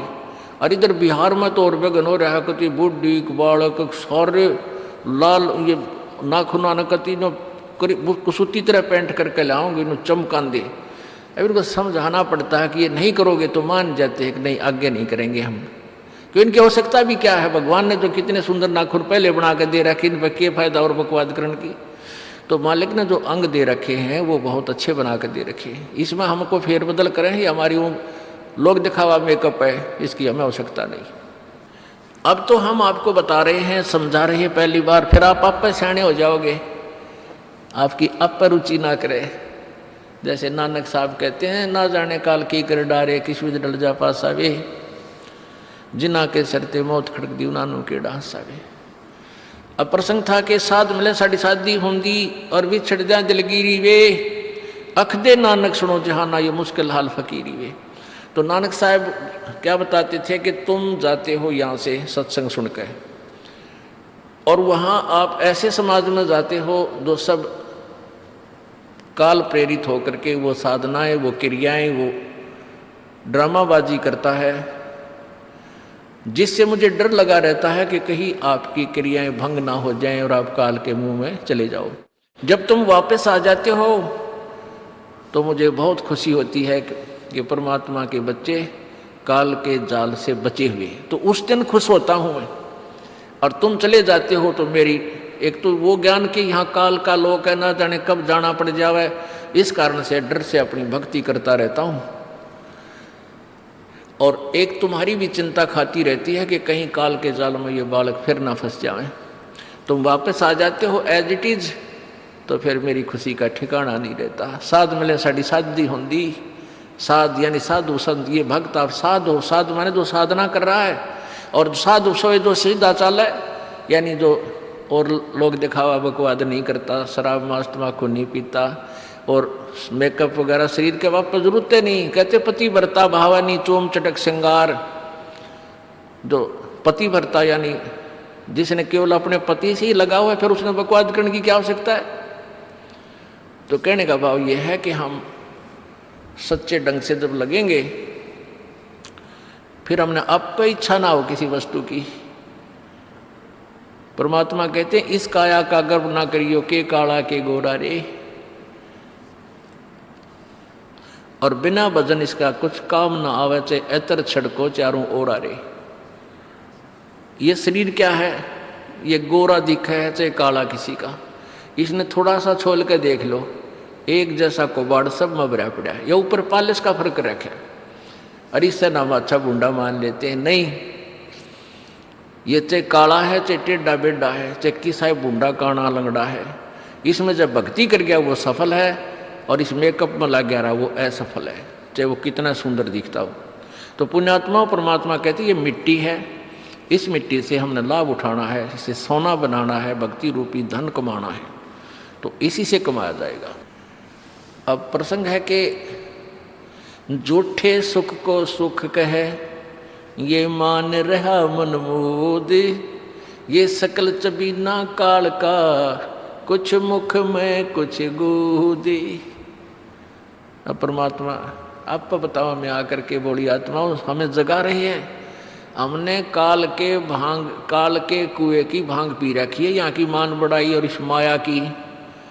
कबीर परमात्मा कहते हैं, कबीर ये माया अटपटी या त्रिगुणमयी माया, ब्रह्मा विष्णु महेश के द्वारा जो हमारे अंदर प्रेरणा कर रखी है, त्रिगुणमयी माया के विषय बता रहे हैं। कबीर ये माया अटपटी, सब घट आण अड़ी, किस किस को समझाऊं ये तो कुएं भांग पड़ी। अब किस किस ने समझावा, सब एक तरह की भांग पी के एक जैसे विचार, एक जैसे बोल, एक जैसा ज्ञान इन्होंने ग्रहण किया हुआ है। और ये दास सच्चा ज्ञान सुनाता है, इसका विरोध करते हैं, इसको जल्दी समझ नहीं पाते, क्योंकि इनको इस माया रूपी और अज्ञान रूपी भांग का नशा हो रहा है। तो परमात्मा कहते हैं, कबीर ये माया अटपटी सब गट आण अड़ी, और किस किस ने समझाऊं या तो कुएं भांग पड़ी। यानी सब ने एक जैसा ही ज्ञान ग्रहण कर रखा है, सबके एक जैसे विचार हैं। अब झूठा सुख कौन सा है? इन कार कोठियों को हम अपना मानते हैं, संतान संपत्ति को अपना मानते हैं। इसका उदाहरण आपको दे दिया। परमात्मा कहते हैं, राम नाम कड़ुआ लगे और मीठे लागे दाम, दुविधा में दोनों गए भाई, माया मिली ना राम। माया तो मिले को नहीं। यानी मान लीजिए आपके पास अरबों संपत्ति, अरबों हो भी गई, तो वह तेरी नहीं। आपको 2-4 रोटी सुबह, 4 रोटी शाम में, और 1 वर्ष में गणे 4 कपड़े, कुर्ते पजामे बहुत। 1 वर्ष में खत्म, आप पाटे को नहीं, ऐसा काम रह रहा आजकल। और 2 जोड़ी चप्पल, जूते, और 1 खाट का स्थान, 1 चारपाई आ जा, गणित 2 आ जा, जितने एक परिवार, एक व्यक्ति को 1 चारपाई। कहने का भाव यह कि ऐसा सीमित सा मकान, इतने की आवश्यकता आपको है, और बाकी पैसा आपके पास, उसने के सिर में मारोगे, क्या करोगे उसका? अब या तो कि तो बकवादा में लावेगा, कि तो शराब पीवेगा, कि तो और कोठी खरीद कर गिर देगा, उस पर कोई कब्जा कर लेगा, फिर लट्ठा मुकदमे होंगे। या कोई ले लेगा रिश्तेदार, या कोई मित्र बन कर फिर दे को ना, फिर खेचा तानी रात ने नींद आवना, वह रखेगी बेगन में पातरे, वो माया तने जीर्ण नहीं दे। और माया तो परमात्मा कहते हैं इस जीव की सबसे बड़ी शत्रु है, जो भगवान से दूर करे। अभी झूठे सुख को सुख मान लिया, कार कोठी होगी, बढ़िया व्यापार बिजनेस या कोई नौकरी होगी, तो भगवान से 100 कोस दूर है वो प्राणी। कोई एक आध पुण्यात्मा ऐसे प्रेरणा होकर आ जाता, वो तो फॉर एग्जाम्पल होते हैं। तो परमात्मा कहते हैं इसे सुख का आग लगे जो भगवान से दूर करे। परमात्मा कहते हैं वो दुख अच्छा हमारे लिए जो परमात्मा के चरणों में हमें लगाए रखे। कबीर साहब कहते हैं, सुख के माथे पत्थर पड़ो जिससे नाम देते जावे, और बलिहारी वो दुख जो पल पल नाम रटावे। कि हे परमात्मा, इसे सुख की हमने जरूरत नहीं, जो भगवान से दूर करे। पत्थर पड़ो इसे सुख के ऊपर, और बलिहारी उस दुख के जो पल पल नाम रटावे। जैसे भक्त नाम ले रखा किसी ने, और उसको कोई पीड़ा हो जाती है, चिंता शुरू हो जाती है उसको, हे भगवान कदे कैंसर ना हो जा, हे परमात्मा कोई और ऑपरेशन ना बन जा। तो वहाँ तक जाता है जहाँ डॉक्टर के पास, और भगवान याद रह कर आता है, और वहाँ जाकर डॉक्टर करता है अल्ट्रासाउंड और एक्सरे वगैरह करके बता देता है कि आपको वैसी कोई खास बीमारी नहीं है, नॉर्मल सी है, ये दवाई लो ठीक हो जाए। उसके बाद फिर परमात्मा के गुण कितने गाता है वो। जो भक्ति से दूर हैं वो तो भूल भाल जाते हैं, उनको तो परमात्मा याद आता है, कोई ना डॉक्टर दिखे। और पुण्यात्मा जो भक्ति करते हैं उनको डॉक्टर नहीं, भगवान पहले दिखाई देता है। पुण्यात्मा, आपके प्रारब्ध में, आपके संस्कार में मृत्यु है और कैंसर से है, और वो होगी, नाम ले रखा आपने, और डॉक्टर ने भी डिक्लेयर कर दिया कि कैंसर है भाई। पीछे आपको उदाहरण दिया था, एक लड़का रोहतक से, इकलौता पुत्र, और 10 साल के बाद पुत्र प्राप्ति हुई, और उस लड़के का कान में कैंसर बता दी, PGIMS रोहतक तक। उन डॉक्टरों ने फाइनल कर दिया, और उसका पूरा डाटा अपने मोबाइल में नोट कर लिया कि इसका ऑपरेशन करवा ले और दिल्ली ले जा, हम नहीं कर सकते। वो रोता हुआ यहाँ आए। अब क्या है कि ये काल बड़ा उस्ताद है, थोड़ा सा सुख होते ही भगवान ने भूलन लाग जाए। वो 5 महीना में आए हमारे पास रोहतक से, जबकि आए महीना आना चाहिए था। 5 महीने में पता करा भाई कितने दिन में आए, वो 5 महीने वाला गेला हमें भी ज़्यादा खींचातानी करें भाई इतना लेट क्यों हो गया, तो भगवान ने नहीं चाहिए तो फायदा क्या होगा। ये कुदरती है, जब इस महीने 2 महीने में आपका प्रेरणा नहीं उठी, लोर नहीं उठी आने की, तो फिर भक्ति कहाँ चल रही है आपकी। बंधन तोड़ कर आ जाओगे जिसके अंदर भक्ति चल रही है, चाहे कितनी दूर भी क्यों नहीं है इंसान। भारत में कोई दूर थोड़ा, कोई वीज़ा थोड़ा बनवाना है दोबारा आने के लिए, और वो भी नहीं आ पाते हैं, फिर भक्ति नहीं चल रही उनकी। तो फिर रो दोनों, और लड़का भी रो और उसकी पत्नी भी रो, उसका बाप भी, दोनों। वो लड़का छोटा ही था 12-13 साल का। कहने लगे जी कैंसर बता दी, हमारा इकलौता पुत्र है। बुरा हाल, मेरी नहीं सुने, रोए रो। बेटा बात सुनो, आप दोबारा चेक कराओ और पूरी श्रद्धा रखना मालिक में। आप दोबारा ऑपरेशन कराने से पहले चेक जरूर करा लेना, ऑपरेशन नहीं मना करता मैं, और ऑपरेशन भी मालिक की दया से सफल होया करे इसी बूंदी बीमारी का। तो उनका यह बात जच गई, जानते डॉक्टर से कहा जी इसको ऐसे, वो रिपोर्ट दिखाई और फिर कहा जी, वो डॉक्टर ने कहा अभी मैं दोबारा चेक कर लूँगा। मालिक प्रेरणा करता है कि एक बार चेक करना पड़ेगा, मैं ऑपरेशन करने से पहले चेकिंग फिर करूँगा। दोबारा चेक किया, उसने बताया इसका कोई कैंसर नहीं है और कान की हड्डी बढ़ा है, और 6 महीना में एक बार दिखा जाइए तो आप पर ठीक हो जाइए। अब पुण्य आत्माओं, अब उस परिवार को भगवान कितना प्यारा लगेगा, कितनी श्रद्धा बढ़ेगी। और आए महीने 2-2 चक्कर काटेंगे, तो इंसान तो होंगे, शैतान होंगे, तो फिर आपत्ति आओगी उन पर। भगवान से दूर होते ही फिर ये विरानमाटी होगी। तो कहने का भाव ये है कि सुख के माथे पत्थर पड़ो जो नाम हृदय ते जा, और बलिहारी उस दुख के जो पल पल नाम रटावे। संत शरण में आने से फिर आई टले बला, और जय मस्तक में सूड़ी होवा काटे में टल जा। ये मालिक की वाणी है, गलत नहीं हो सकती। इसका हम कितना लाभ उठा सकते हैं वो हमारी अपने अंतःकरण की जो है व्यवस्था के ऊपर डिपेंड करता है। हमारी कितनी भावना है, कितनी हमारी लगन है मालिक में। अब कुछ भक्त ऐसे भी आते हैं जी, हमें लाभ ना होया, पाठ भी करा लिया, जोत भी चढ़ा दी, और 3 बार आ लिया मैं, ईसा डठोरा दिखाऊंगे, मेरा ऊपर जानो बहुत बड़ा, मुझे ही ज़्यादा आवश्यकता है, इसने कती नहीं। वो बेचारे बालक हैं 1ली-2री कक्षा के, वो कुछ भी बोल सकते हैं, उनको ज्ञान ही नहीं। और ऐसे लाखों लोग हैं जिनको निरे सुख हो लिए, तो परमात्मा तो वही है। एक ही ट्रांसफार्मर में तो सबको कनेक्शन दे रखा है, और जिसके पंखे कूलर चल रहे हैं वो भी उसी लाइन से जुड़े हैं, और जिनके नहीं चल रहे हैं वो भी उसी लाइन से जुड़े हैं। तो उनका कोई कनेक्शन डिफेक्टिव है, उसको फिर चेक कराएं, लाइट पावर वही है। कहते हैं सतगुरु के दरबार में कमी काहे की ना, अंसा मौज नहीं पावता तेरी चूक चाकरी में। कि इस परमात्मा के दरबार में किसी चीज़ की कमी नहीं। और परमात्मा आप बताते हैं कि यदि तुझे लाभ नहीं मिल रहा तेरी चूक चाकरी में, आपके अंदर कोई श्रद्धा में कमी है, आपकी भावना में कमी है, या आपका कनेक्शन लूज है, आपका कनेक्शन कट ऑफ हो गया, वह पावर आ नहीं रही। इस परमात्मा कबीर जी के शब्द कोश में असंभव शब्द नहीं है। इस कबीर परमेश्वर की डिक्शनरी में इम्पॉसिबल वर्ड नहीं है, ये वो भगवान है। और फिर भी हम इससे लाभ नहीं प्राप्त कर पा रहे हैं, तो हमारी कोई क्रियाओं में, हमारी भावनाओं में त्रुटि है।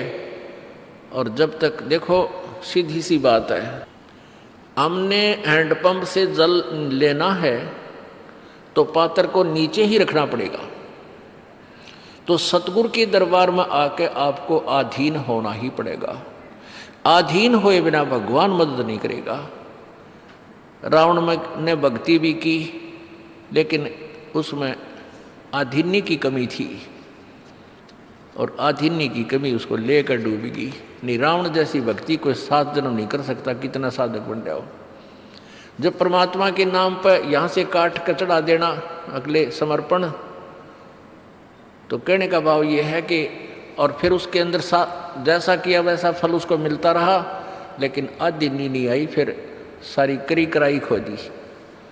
तो इसलिए हमारे अंदर विनम्रता यानी सच्ची लगन अंतःकरण में सत्यता,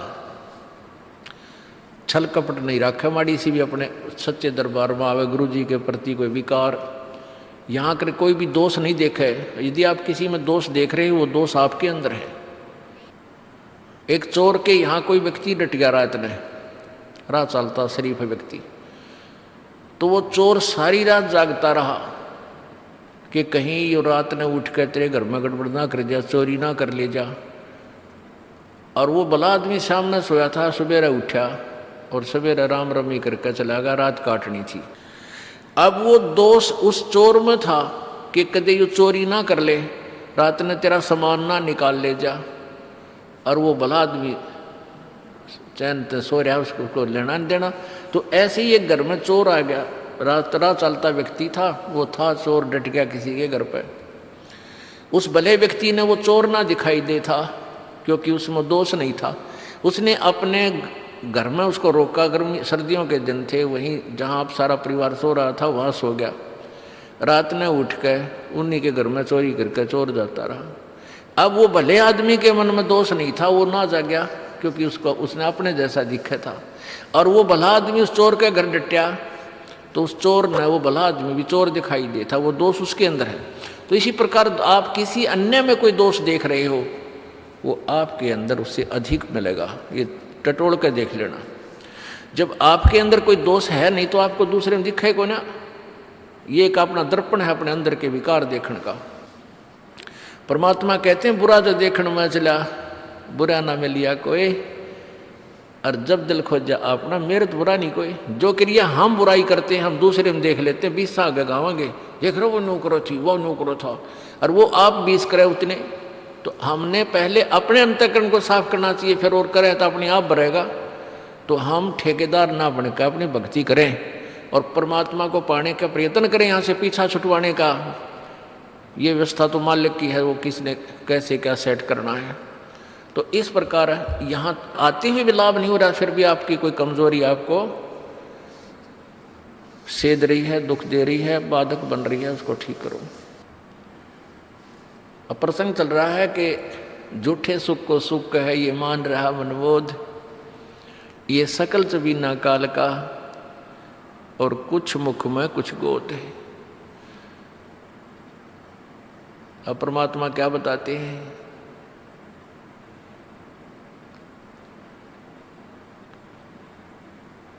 कबीर कहाँ गर्बियो,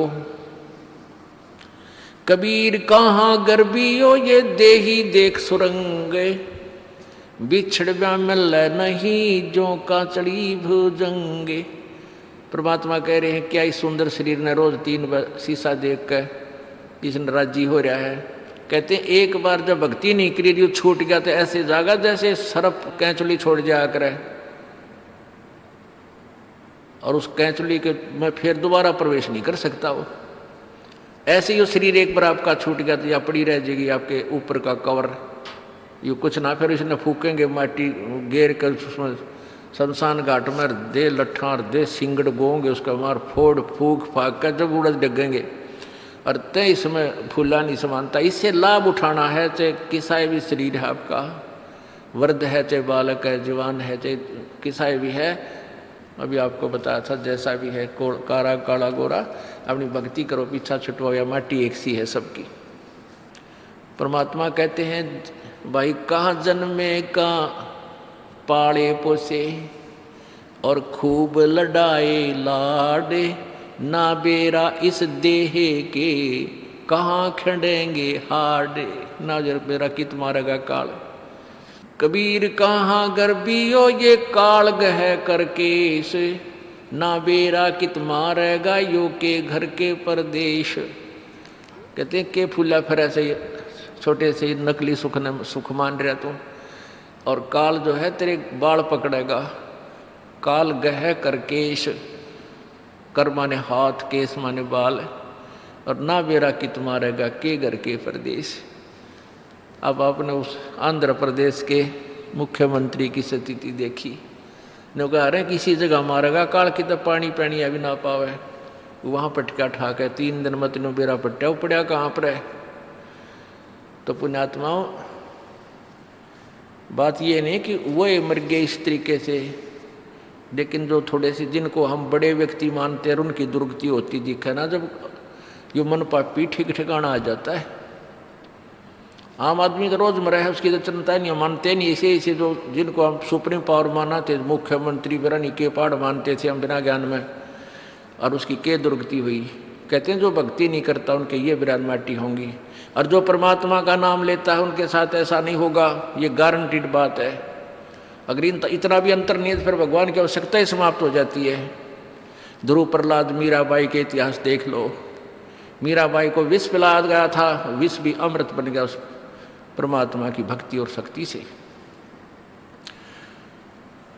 इसलिए पुण्यात्माओं, आपको जो ये क्रिया कर रहे हैं आपका घनी काम आओगी। अब तो आपको ना इतना महसूस हो रहा है, लेकिन आने वाले समय में कहते हैं कल्पे कारण कौन है, कर सेवा अपनी काम, और मन इच्छा फल देऊंगा जो पड़े मेरे ते काम। आपका मित्र है मुख्यमंत्री, आपका मित्र है प्रधानमंत्री, आपका एक्सीडेंट हो जाता है, एक्सीडेंट में मृत्यु हो जाती है, वो नहीं बचा सकता चाहे आपको कितना ही निकटतम है, वो स्वयं अपनी जान नहीं बचा सकता। तो वहाँ धनी का रोल शुरू हो जाता है, जहाँ परमात्मा का रोल शुरू होता है, जो ऐसे स्थान पर आपकी रक्षा करेगा।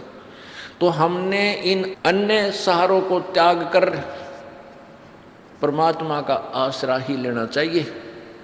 जैसे द्रौपदी को नंगा किया जा रहा था, दुशासन उसका चीर पकड़ के उतारने को तैयार था, तो पहले तो उसके मन में ये था कि भीष्म पितामह, द्रोणाचार्य और कर्ण जैसे ये हमारे यहाँ पर वयोवृद्ध बैठे हैं, हमारे बुजुर्ग बैठे हैं, इनकी क्या हिम्मत है मुझे नंगी कर देंगे सभा में। सभा में पूरी हजारों की संख्या में आदमी बैठे, और पांचों पांडव बैठे वहां पर जुए में हार के द्रौपदी को।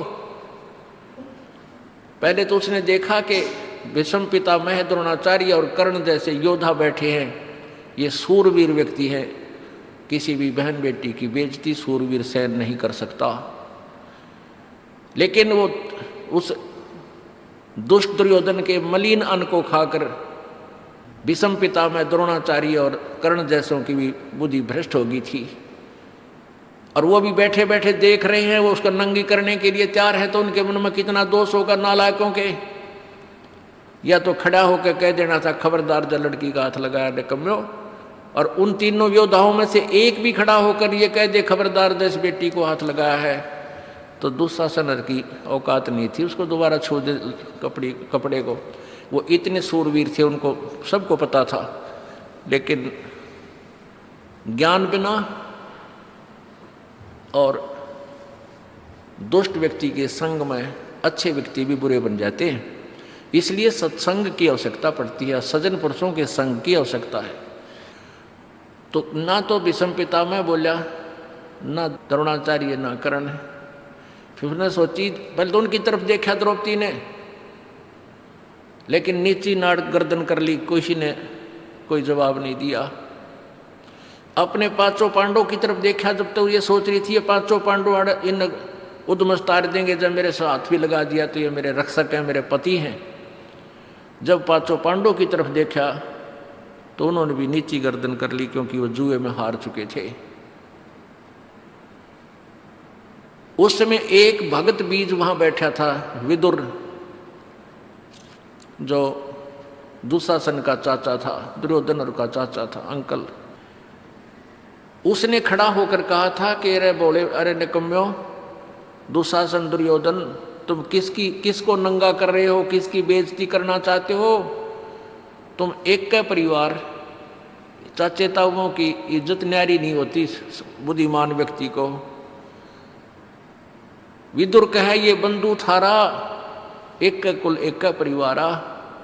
अब इस बात को जब विदुर ने कहा कि भले आदमियों तुम नो तो देख लो बेइज्जती किसकी कर रहे हो, पांडवों की पत्नी में तुम्हारी पत्नी में क्या अंतर है, दुनिया के थूकेगी तुमने, तुम्हारा एक ही कुल है, एक ही परिवार है, तुम अपनी इज्जत आप उतार रहे हो।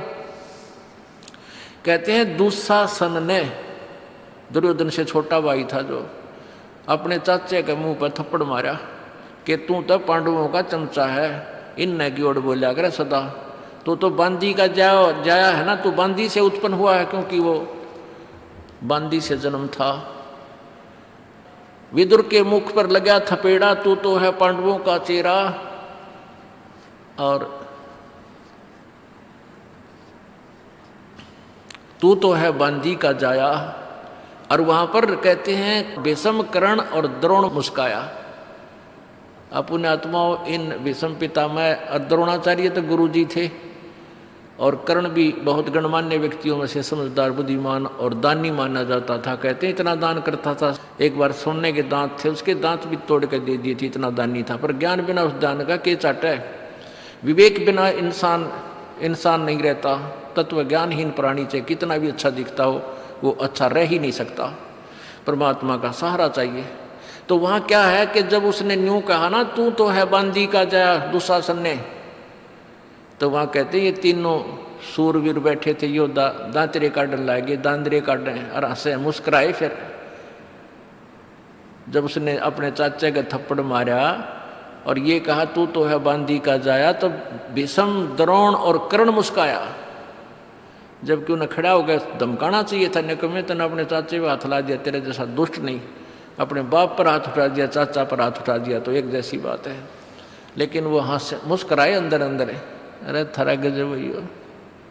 तो पुण्यात्माओं, या तो पंचायत में जावे नहीं, और जावे तो वहाँ निष्पक्ष बात करे, मानना चाहे कोई मत माने, खड़ा होकर कहे कि ये गलत ऐसा है भाई, ऐसा नहीं है, कोई मानना ठीक से, नहीं तो उठ कर आ जाओ। वहाँ उस अन्याय को सहन नहीं करना चाहिए, देखना नहीं चाहिए, उसमें दोष लगता है।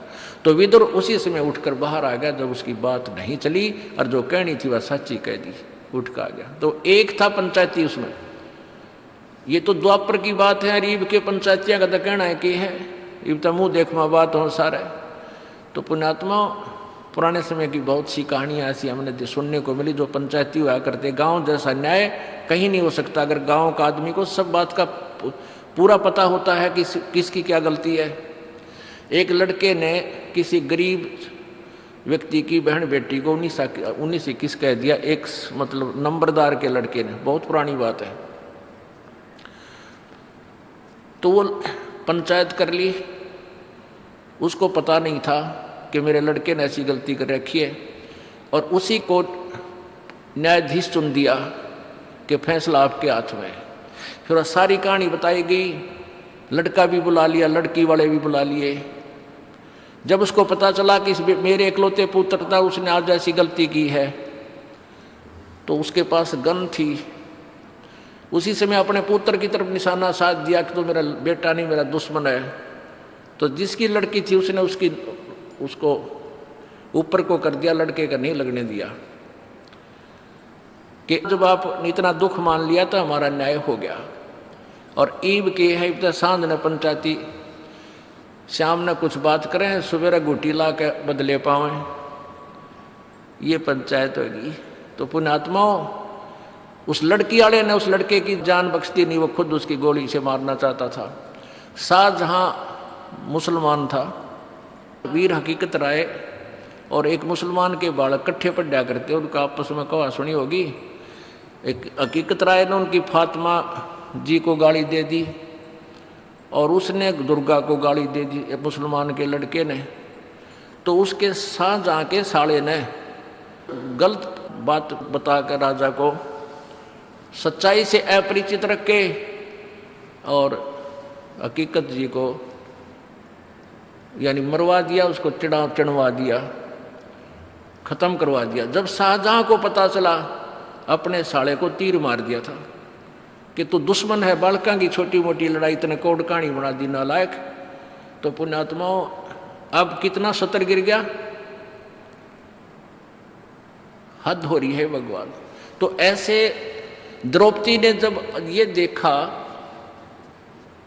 कि भी पहले तो उसने सहारा तकिया अपने 5 पतियों का, वो भी योद्धा थे भीम जैसे बलि, और फिर उसने आसरा तकिया, सहारा लिया सामने बैठे उन बुजुर्गों का, भीष्म पितामह, द्रोणाचार्य और कर्ण का, और फिर भी कोई सहयोग कहीं से नहीं मिला। परमात्मा कहते हैं भीष्म पितामह, द्रोणाचार्य और कर्ण तो उस दुर्योधन, क्योंकि दुर्योधन को राज प्राप्त हो गया था, दुर्योधन के पास रहते थे, उसने अच्छे बाग में रखे हुए थे, वहाँ खूब मेवा फल फ्रूट खिलाया करता था, सेवा करता थे उसके नौकर। उस मलिन अन्न को खाकर वो उससे दबाव में आगे बंध गए उसके साथ, इसलिए नहीं सच्चाई कह सके।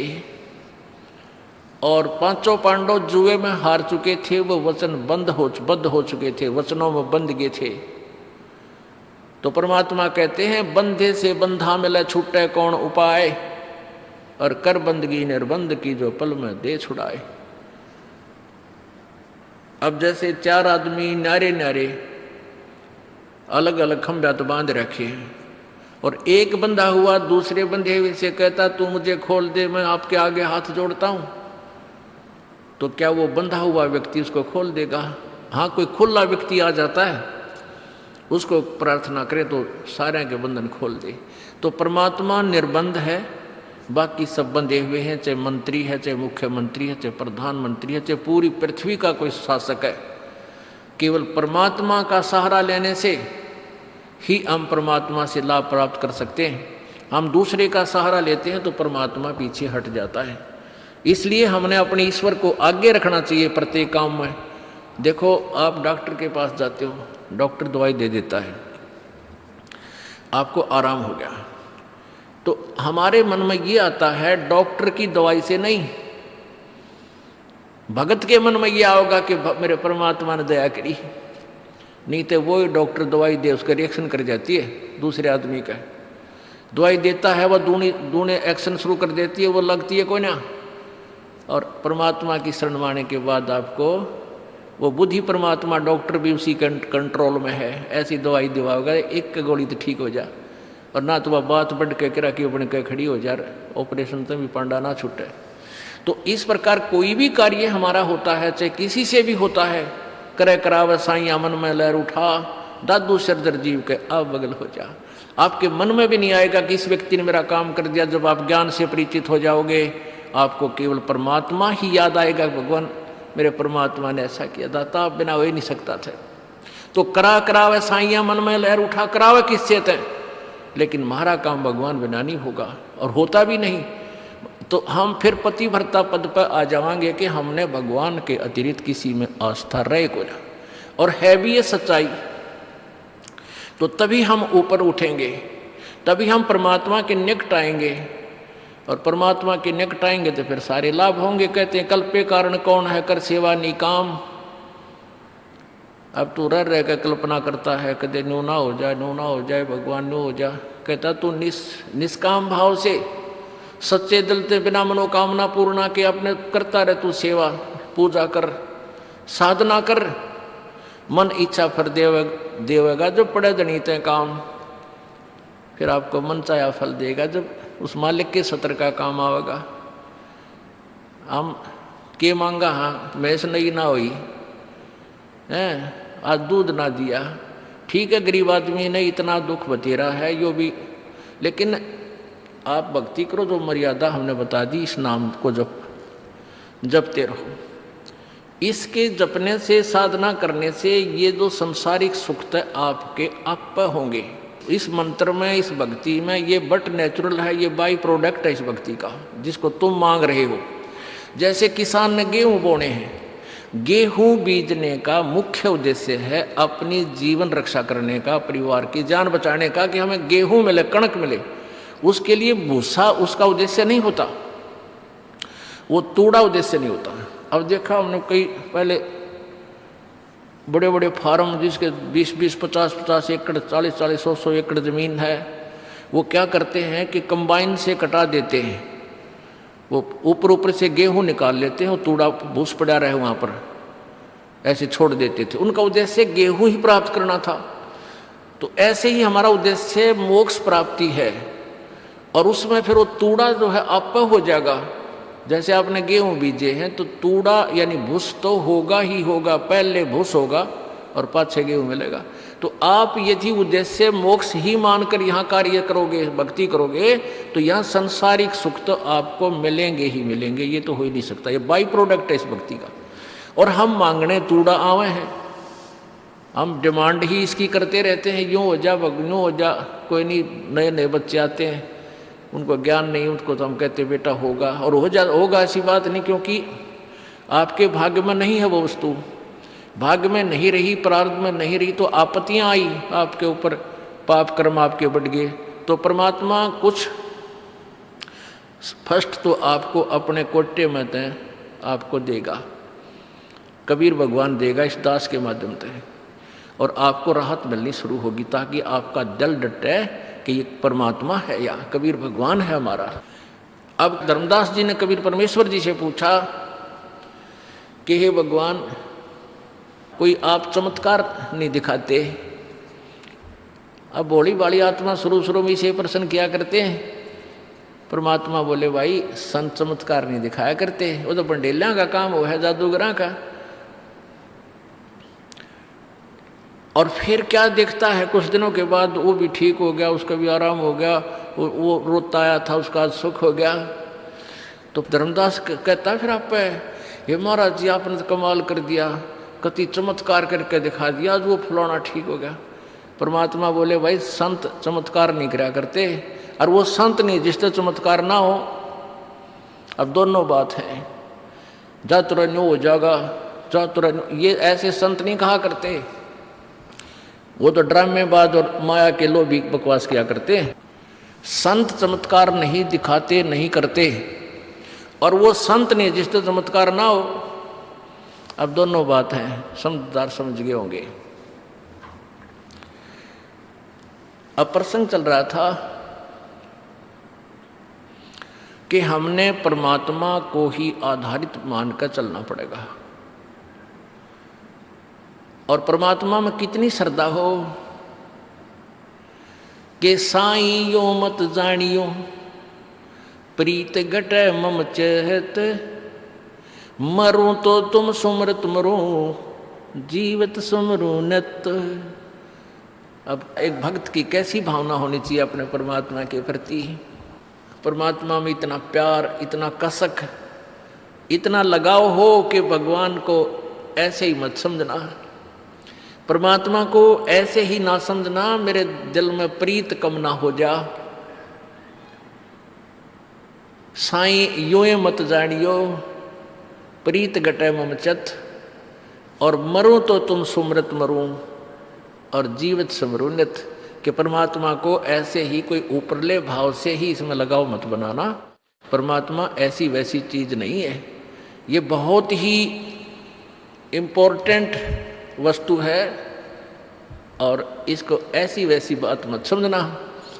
यानी जिसका नाम भगवान और सारी सुख दे, और फिर हम उसको ऐसे वैसे ऊपरले भाव से उसमें लगाव रखते हैं।